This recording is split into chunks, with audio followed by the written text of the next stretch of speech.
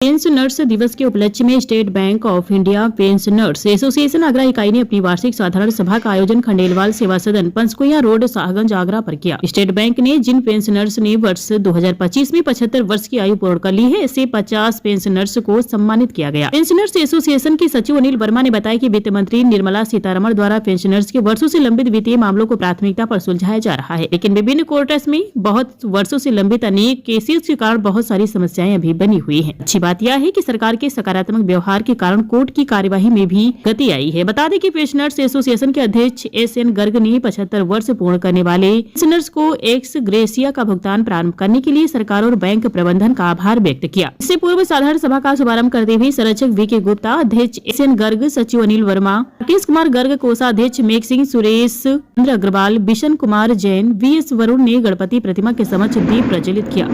अवसर पर दिल्ली से रविंद्र गुप्ता, सुनील चुग, बी.के. यादव, राजेश शर्मा, तरुण नागपाल, दीपक बंसल, सुधीर शर्मा और महेश गुप्ता ने आगरा आकर वार्षिक अधिवेशन में सहभागिता की। अवसर पर सी अग्रवाल, राजीव सक्सेना, हरप्रसाद उपाध्यक्ष, सत्यु महेंद्रू, ज्वाइंट सेक्रेटरी श्रीमती ललिता शर्मा, सहायक कोषाध्यक्ष सुभाष चंद्र गुप्ता, सहायक सचिव राकेश कुमार गर्ग, कोषाध्यक्ष मेघ सिंह, यूसी केन, सुमन अग्रवाल, जी.डी. खंडेलवाल, नंद नंदन गर्ग, हरीश गोयल, के.एम. मित्तल, एन.डी. असवानी आदि की उपस्थिति उल्लेखनीय रही। संचालन बी.के. तिवारी ने किया। एक विशेष बात ये है, पिछले 3-4 वर्षों में जो परिवर्तन हुआ है और पेंशन एसोसिएशन के साथ बड़ी संख्या में लोगों का जुड़ना जो हुआ है, उसके पीछे काफ़ी कुछ योगदान भारत सरकार के वित्त मंत्रालय का है। जो 10-15 साल से समस्याएं लंबित थी, पेंडिंग थी, और निर्मला सीतारमण जी ने विशेष उसमें रुचि लेकर उन समस्याओं को काफ़ी सीमा तक हल किया है। जैसे एक मांग थी कि जिनकी आयु 75 साल होती है, सारे विभागों में उन्हें एक्स ग्रेसिया मिलता है, बैंक में नहीं मिलता है, तो वो एक्स ग्रेसिया का भुगतान कराया गया।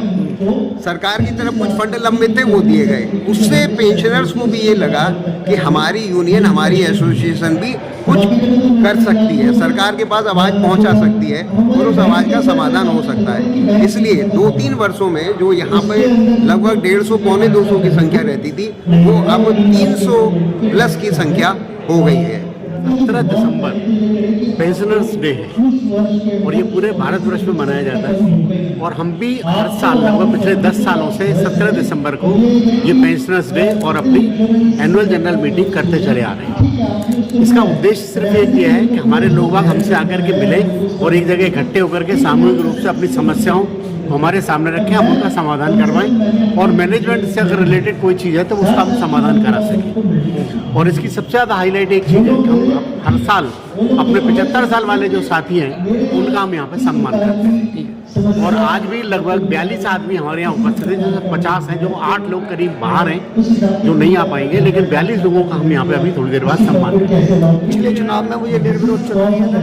सबसे पहले तो आज पेंशनर्स डे पे मैं सभी पेंशनर्स को उनकी दीर्घायु की कामना करता हूँ, शुभकामना देता हूँ, वो स्वस्थ रहें और हंसी खुशी के साथ रहें। हालांकि सरकार का चैलेंजेस बहुत है, पेंशनर्स की कोई चिंता नहीं करती सरकार, सब ना पेंशन बढ़ाती है ना मेडिकल बढ़ाती है, जो दे दिया उसको 1 से रिटायर को रिटायर मानती है। लेकिन हमारा लगातार संघर्ष प्रयास यही होता है कि पेंशनर्स की जो भी प्रॉब्लम्स हैं वो सॉर्टेड आउट की जाए। आज का दिन पेंशनर्स डे के रूप में बनाया जाता है, हम यहाँ पर उसी को बनाते हैं और अपनी वार्षिक साधारण सभा भी करते हैं, जिसमें हम पूरे स्टेट बैंक के पेंशनर्स को आमंत्रित करते हैं, उनको फैसिलिटेट करते हैं। जो 75 साल से ऊपर के बुजुर्ग हैं, हम उनका सम्मान करते हैं, और ये हमारे लिए फख्र की बात है कि इस बार हमारे पास 50 प्लस, मतलब हाफ सेंचुरी से ज़्यादा जो है बुजुर्ग लोग हैं जिनका हम सम्मान करते हैं। किसी भी ऑर्गेनाइजेशन और पेंशन संगठन के लिए इतने बड़े दीर्घजीवियों का होना एक फख्र की बात है। इसके लिए हम आभारी हैं ईश्वर के,